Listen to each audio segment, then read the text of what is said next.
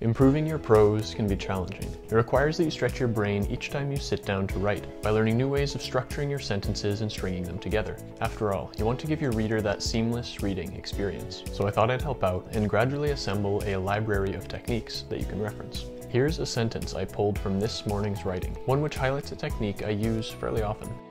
Fingers frozen, Bob drew the arrow back to his cheek, stomach growling, bow limbs creaking, and launched the broadhead into the deer's lung. But this isn't the only way to write this sequence of events. In fact, drawn-out sentences like this often aren't very well suited for fast-paced scenes, and it's important to know how to build anticipation by breaking them up into shorter, punchier sentences, like so.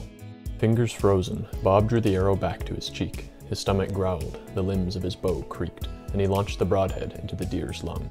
What I want to draw your attention to here is how I've replaced each of the commas with periods. This creates what I call the countdown effect, where each successive statement feels like it's building to some climactic action, as if I'm saying 3, 2, 1, bang.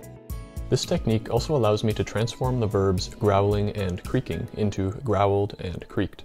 While using ing verbs do have their place, as I mentioned in last week's video, linked below, I've found that using these verbs too frequently can lend a passive sound to your writing, which tends to be less immersive.